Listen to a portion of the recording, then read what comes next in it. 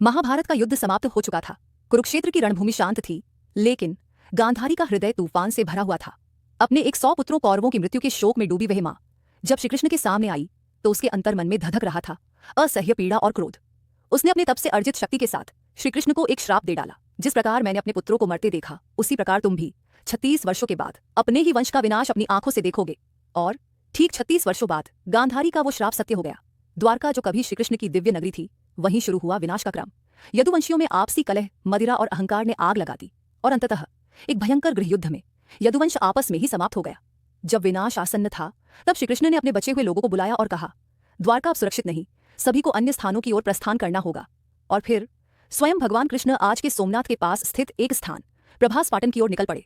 वहीं 3 पवित्र नदियां हिरण्या, कपिला और सरस्वती जहां संगम करती हैं, उसी तट पर एक शिकारी जरा, जो कृष्ण की एड़ी के निशान को हिरण समझ बैठा था, उसने एक जहरीला बाण चला दिया। यही वो क्षण था जब श्रीकृष्ण ने अपनी लीला का अंतिम अध्याय पूर्ण किया और देह का त्याग कर स्वर्गलोक को प्रस्थान कर गए। जब अर्जुन ने यह समाचार सुना तो वे तुरंत द्वारका पहुंचे। उन्होंने श्रीकृष्ण की रानियों और अन्य स्त्रियों को संभाला और हस्तिनापुर ले जाने का प्रयास किया।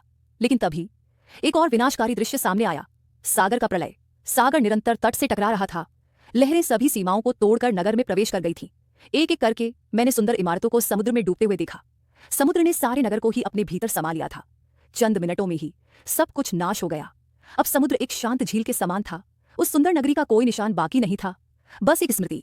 ये पूरा वर्णन महाभारत के अंतिम खंडों में से एक मौसल पर्व में आता है, जहां यदुवंश के विनाश और द्वारका के समुद्र में समाने का संपूर्ण दृश्य व्यास महर्षि द्वारा विस्तार पूर्वक बताया गया है।